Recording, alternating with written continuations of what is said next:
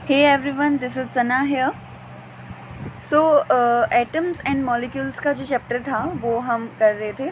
उसके अंदर हमने लास्ट वीडियो के अंदर पढ़ा था, जैसे कि मास परसेंटेज निकालना सीखा था, केमिकल फार्मूला बनाना सीखा था, everything we have to do. So जो हम कर चुके हैं उसको एक बार मैं रिवाइज़ करवा रही हूँ। मतलब जो टर्म्स हमने पढ़ी हैं, जैसे कि मॉलिकुलर मास है, एटॉमिक मास है, उन सारी चीज़ों को एक बार मैं रिवाइज़ करा रही हूँ आपको एक इजी वे के अंदर, कि जिन स्टूडेंट्स को नहीं समझ में आता है उनको और ज़्यादा इजी वे से कराने की कोशिश कर रही हूँ। ठीक है, सो ये वाला जो मेथड है, आई होप इससे आपको 102% श्योरली हो जाएगा।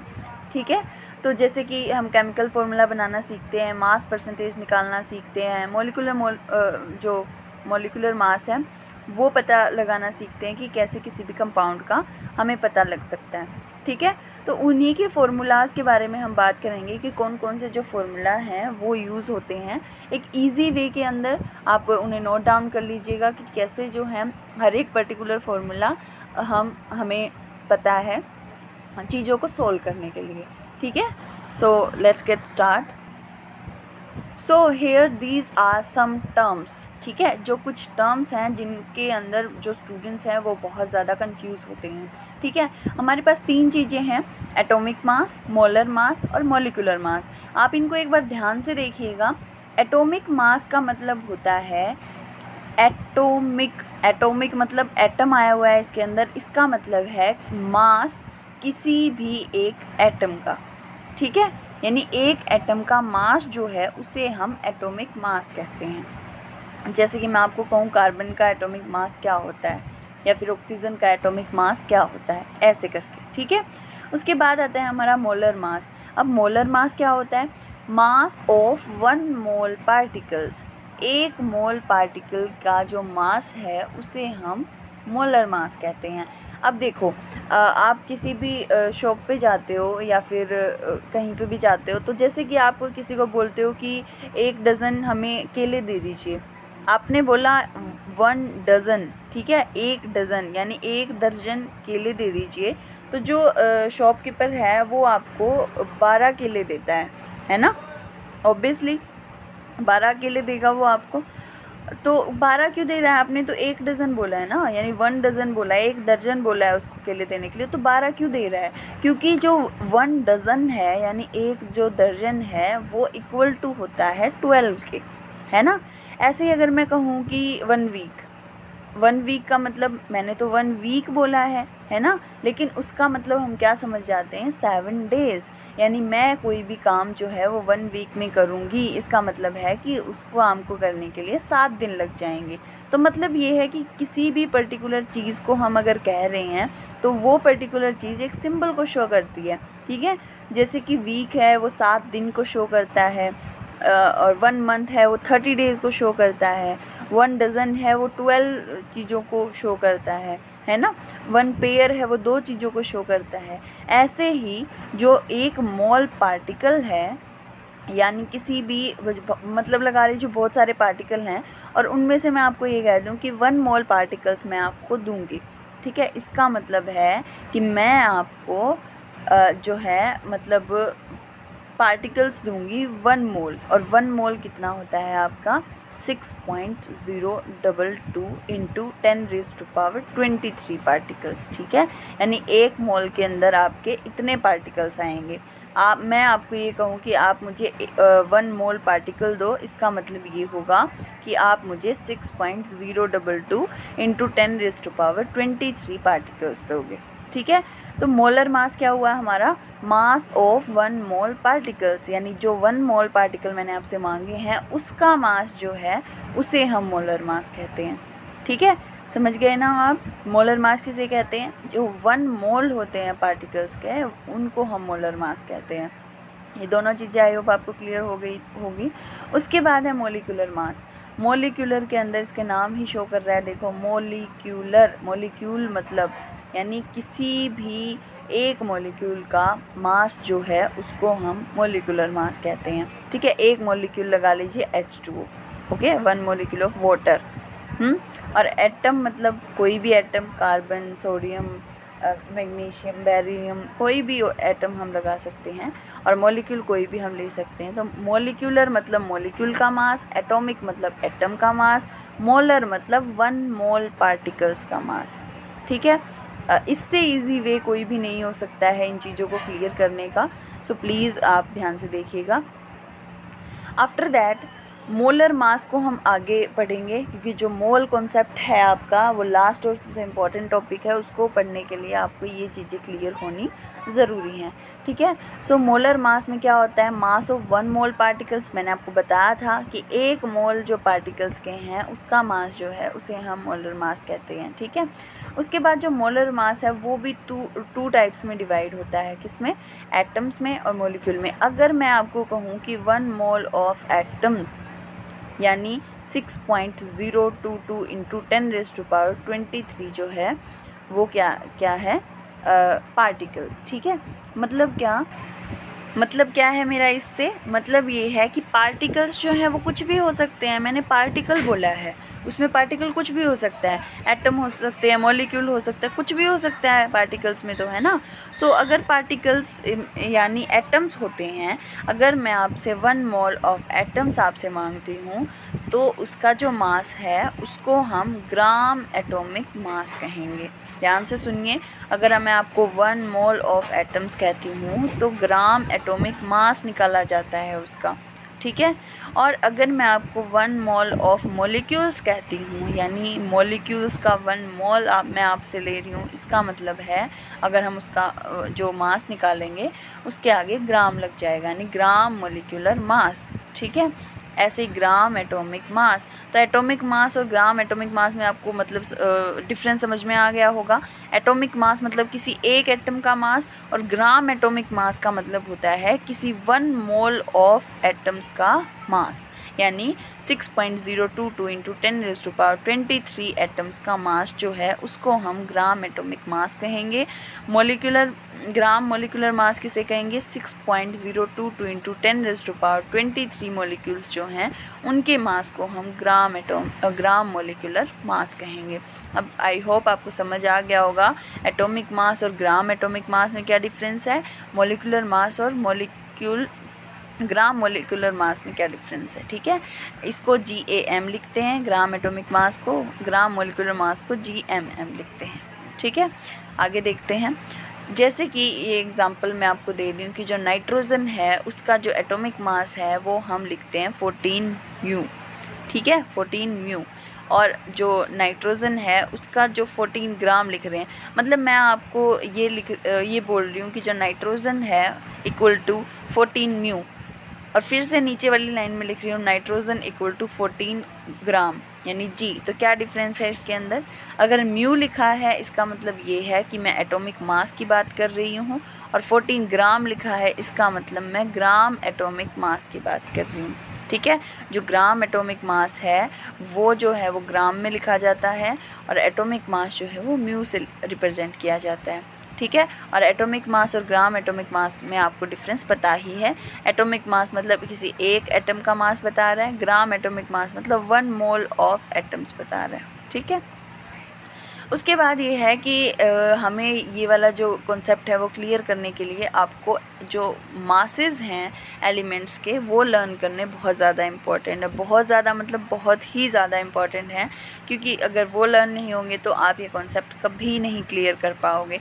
तो इसलिए मैंने आपको कहा था कि आप जो एटॉमिक नंबर हैं वो लर्न करो, एटॉमिक नंबर लर्न करने के बाद आपको एटॉमिक मास लर्न करवाएंगे। आप ये मत सोचो कि हाँ ठीक है एक चैप्टर ही तो है, मतलब नहीं लर्न हो रहे हैं पीरियोडिक टेबल तो एक चैप्टर छोड़ देंगे, कोई बात नहीं, ऐसा कुछ भी नहीं है। पीरियोडिक टेबल पूरी की पूरी मतलब है ना, जो साइंस है केमिस्ट्री है आपकी वो पूरी की पूरी डिपेंड करती है पीरियोडिक टेबल पे, 9th की 10th की 11th 12th चारों क्लासेस की। ठीक है, तो आपको लर्न करनी ही पड़ेगी, चाहे अभी कर लो, चाहे 6 महीने बाद कर लेना, चाहे 10th क्लास में कर लेना, लेकिन करनी ही पड़ेगी। जब तक नहीं करोगे आपको चीज़ें क्लियर नहीं होंगी। ठीक है। So how to learn atomic masses. Atomic masses जो हैं उनको लर्न कैसे करते हैं, आप देखिए सब सारे जो एलिमेंट आपको शो कर रखे हैं, ये सिर्फ इम्पॉर्टेंट जो एलिमेंट है वो आपको शो कर रखे हैं, सिर्फ आपको इनका ही एटॉमिक मास लर्न करना है। सभी जो एलिमेंट्स हैं मैं उनका आपको कह भी नहीं रही हूँ कि आप सभी का ही लर्न करो, सिर्फ इनका कर लो, ये इंपॉर्टेंट होते हैं, मोस्टली क्वेश्चंस में आते हैं। इनके अलावा जो अगर आपको एलिमेंट शो कर दिए किसी भी क्वेश्चन के अंदर, तो उनके साथ उनका एटॉमिक मास जो है वो बता देंगे क्वेश्चंस, ठीक है, क्वेश्चंस के साथ साथ। सो कैलकुलेटिंग मोलिकुलर मास, कोई भी मैं ये आपको बता चुकी हूँ मोलिकुलर मास जो हम कैसे निकालते हैं। जैसे कि 3 मैंने एक बहुत टिपिकल एग्जांपल्स ले रखे हैं, इन अगर आप इन तीनों को सोल्व कर लेते हो तो मोस्टली आपके क्वेश्चन सोल्व हो जाएंगे। H2O यानी जो वाटर मॉलिक्यूल है हमने वो ले लिया है, उसका मॉलिक्यूलर मास कैसे निकालेंगे मैं पहले ही बता चुकी हूँ। 2 जो है वो हाइड्रोजन के मॉलिक्यूल्स हैं, ठीक है, और जो एटम है, और इनका एटॉमिक मास जो है वो 1 होता है, तो 2 × 1 16 एटॉमिक मास होता है ऑक्सीजन का। तो हमारा आंसर आ गया 18 म्यू, और म्यू लिखा है, इसका मतलब हमने क्या निकाला है, एटॉमिक मास या मोलिकुलर मास की हम बात कर रहे हैं, ठीक है। CaOH2, अब इसका हम कैसे निकालेंगे, कैल्शियम हाइड्रोक्साइड का। जो Ca होता है यानी कैल्शियम है, उसका एटॉमिक मास होता है 40, O यानी ऑक्सीजन का 16 होता है, हाइड्रोजन है उसका 1 होता है। तो OH है, पहले हम इसका लिखेंगे, ऑक्सीजन का 16 प्लस जो हाइड्रोजन है उसका 1, और इनको ब्रैकेट्स में बंद करके बाहर हम 2 लिख देंगे, क्योंकि इसमें 2 है, OH 2 है, ध्यान से देखिए। तो इसका आंसर 74 म्यू आएगा। उसके बाद एक टिपिकल एग्जांपल और है, Na2SO4.10H2O, यानी 10 मॉलिक्यूल्स हैं हमारे वाटर के, SO4 है और Na2 है। इन सब का हम सॉल्व करके भी निकाल सकते हैं। जो सोडियम है उसका एटॉमिक मास 23 होता है, सल्फर का 32 होता है, ठीक है, और जो ऑक्सीजन है उसका 16 होता है, हाइड्रोजन का आपको पता ही है, ठीक है। सो आई होप आप निकाल पाओगे, क्योंकि मॉलिक्यूलर मास मैं आपको पहले भी निकालना बता चुकी हूँ।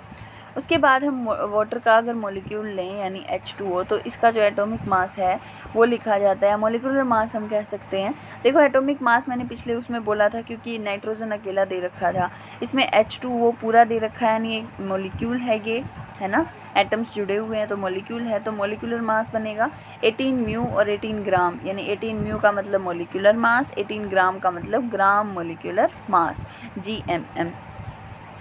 1 moles means in case of atom, ये आप ध्यान से देखिएगा इस स्क्रीन को, और आपको नोट डाउन भी करना है बहुत अच्छे से कलरिंग करके, ताकि आप इसको हाईलाइट कर सको। 1 मोल का मतलब क्या होता है, मैंने आपको बताया था कि जैसे 1 डजन का मतलब 12 होता है, 1 वीक का मतलब 7 होता है, ऐसे ही 1 मोल का मतलब एटम्स में अलग होता है, मॉलिक्यूल्स में अलग होता है और गैसेस में अलग होता है, ठीक है। यानी 1 मोल ऑफ एटम्स अगर मैंने कहा, इसका मतलब है 1 मोल की जो कीमत है, 1 मोल है, वो इक्वल टू होगा 6.022 × 10⁻23 एटम्स, यानी 1 मोल ऑफ एटम्स के अंदर इतने एटम आएंगे, ठीक है, इक्वल टू GAM यानी ग्राम एटॉमिक मास, ठीक है। उसके बाद है अगर मैं बोलूँ आपको कि 1 मोल ऑफ एटम्स का जो मास है वो कितना होगा, तो वो ग्राम एटॉमिक मास होता है, उसका मैं पहले भी बता चुकी हूँ। और मॉलिक्यूल्स के केस में हम देखें तो ये सेम है, 1 मोल जो है वो किसके इक्वल होगा, 6.022 × 10⁻23 मॉलिक्यूल्स, किस चीज़ के, जो मॉलिक्यूल्स हैं उसकी बात कर रही हूँ मैं, 1 मोल ऑफ मॉलिक्यूल्स, ऊपर था 1 मोल ऑफ एटम्स, तो 1 mole of molecules equal to होता है ग्राम मॉलिक्यूलर मास। मैंने बताया था आपको, GAM मतलब gram atomic mass, GMM gram molecular mass. उसके बाद आता है आपका in case of gases, gases के केसेस में क्या होगा हमारा, कि जो 1 मोल है किसी भी पार्टिकल का, ठीक है, पार्टिकल नहीं बोलेंगे हम इसमें तो, क्योंकि गैसेस जो हैं उसके अंदर जो फ्रीली पार्टिकल्स मूव करते रहते हैं, सिर्फ गैसेस के अंदर, ये ध्यान रखिएगा आप, गैसेस के अंदर क्या है, 1 मोल जो है पार्टिकल्स का 6.022 × 10⁻23 पार्टिकल्स जो हैं वो इक्वल होते हैं 22.4 litre, equal to molar volume, यानी जो मोलर वॉल्यूम तो आपको पता है जो गैसेस हैं उनको मापा जाता है उनके वॉल्यूम के हिसाब से। सो मोलर वॉल्यूम उनका इक्वल टू होता है 22.4 लीटर सभी का, चाहे वो कोई भी गैस हो, ये ध्यान रखिएगा, चाहे वो कोई भी गैस हो, नाइट्रोजन, ऑक्सीजन, कोई भी गैस हो, उसका जो मोलर वॉल्यूम है 1 मोल का वो हमेशा 22.4 लीटर होगा। 1 मोल ऑफ गैसेज ऑक्सीजन की दे रखी है आपको, नाइट्रोजन की दे रखी है, आप इक्वल टू उसको 22.4 लीटर ही मानेंगे। ठीक है, कुछ क्वेश्चंस करेंगे इसके बेसिस पे हम आगे। सो 1 मोल ऑफ 1 मोल होता है किसी भी गैसेज में 6.022 × 10⁻23 पार्टिकल्स, वो इक्वल टू होता है 22.4 लीटर हर एक वॉल्यूम में, मोलर वॉल्यूम में, मतलब किसी भी जो गैसेस का। लेकिन इसमें कुछ कंडीशंस होती हैं कि एसटीपी कंडीशंस पे, एसटीपी मतलब जो आपको पता है कि कंडीशन चेंज करने पे गैसेस जो हैं उनकी प्रॉपर्टीज चेंज हो जाती हैं। ठीक है, सो एसटीपी का मतलब होता है standard temperature and pressure condition. ठीक है, इस पे क्या होगा, जो प्रेशर है इस कंडीशन में ऐसा होता है, जो प्रेशर है वो हमेशा 1 एटमॉस्फेयर होता है, टेम्परेचर है वो 273 केल्विन होता है सभी गैसेस के लिए। Volume of 1 mole equal to 22.4 litre at STP conditions. आपको ये आगे समझ में आ जाएगा जब हम इसकी प्रॉब्लम सॉल्व करेंगे। ये देखिए, ये हैं आपके फॉर्मूलाज, द बेस्टेस्ट पार्ट। ठीक है, ये आपको फॉर्मूला जो है ये सभी टाइप्स के जो न्यूमेरिकल्स हैं उसको सॉल्व करने में आपको हेल्प कर देंगे। अगर कोई भी एटॉमिक सब्सटेंस आपको दे रखा है तो n = m upon gram atomic mass, ये आपको फॉर्मूला लगाना है। अगर मॉलिक्यूलर सब्सटेंस दे रखा है यानी मॉलिक्यूल्स वाला कोई सब्सटेंस दे रखा है तो उसमें क्या करेंगे हम, n = m gmm यानी gram molecular mass. Number of particles they रखे हैं यानी पार्टिकल्स दे रखे हैं कोई भी, तो हम क्या करेंगे, n = n/na। अब इनकी बताऊंगी मैं आपको फुल फॉर्म्स क्या होती हैं और कैसे हम पुट करते हैं। गैसियस सब्सटेंस क्या, अगर कोई भी गैसियस सब्सटेंस आपको दे दिया तो फॉर्मूला कौन सा लगाएंगे हम, n = v यानी वॉल्यूम अपॉन 22.4 लीटर, ये हमारा जो है वो कांस्टेंट है। ठीक है, तो 1 बाय 1 करते हैं आगे। सबसे पहले एटॉमिक सब्सटेंस हमें अगर कोई भी दे दिया, कोई भी एटॉमिक सब्सटेंस अगर हमें दे दिया तो हम ये फॉर्मूला लगाएंगे जो हमने पीछे बताया मैंने यहाँ पे, m/GAM। m का मतलब होता है गिवन मास, जो आपको मास दे रखा है क्वेश्चन के अंदर, अपॉन ग्राम एटॉमिक मास यानी जो एटॉमिक मास है, ग्राम एटॉमिक मास है उस एटम्स का, तो वो वाला। ठीक है, उसके हम इन दोनों को अपॉन में रखेंगे तो हमारे नंबर ऑफ मोल्स निकल आएंगे। ठीक है, उसके बाद है अगर हमें मॉलिक्यूलर सब्सटेंस दे रखा है तो गिवन मास यानी जो मास क्वेश्चन में हमें दे रखा है उसके अपॉन ग्राम मॉलिक्यूलर मास, उस मॉलिक्यूल्स का जो ग्राम मॉलिक्यूलर मास है वो निकाल कर हम इसके अपॉन में रखेंगे तो नंबर ऑफ मोल्स जो हैं वो निकल आएंगे। ये आपका मोल कॉन्सेप्ट है, द इम्पॉर्टेंट वन। उसके बाद है गैसियस सब्सटेंसेस अगर हमें दे रखे हैं तो ये फॉर्मूला लगेगा, number of moles equal to volume at STP in litres. वॉल्यूम जो आपको दे रखा है वो एसटीपी कंडीशंस में लीटर्स में, ये आपको पता है लीटर में ही होता है, अपॉन 22.4 लीटर, ये हमारा कांस्टेंट है। ठीक है, उसके बाद है अगर जो पार्टिकल्स दे रखे हैं हमें और उसमें हमें नंबर ऑफ मोल्स निकालना है तो हम क्या करेंगे, नंबर ऑफ पार्टिकल्स जो हमें दे रखे हैं उसके अपॉन एवोगैड्रो नंबर। ठीक है, एवोगैड्रो नंबर आपको पता है ये क्या होता है, 6.022 × 10⁻23। फाइन, सो आपका यहाँ तक कंप्लीट हो गई है वीडियो। नेक्स्ट वीडियो के अंदर हम जो है जो न्यूमेरिकल्स हैं इसके ऊपर बेस्ड वो सॉल्व करेंगे। ठीक है, thank you so much for watching this video, thank you again.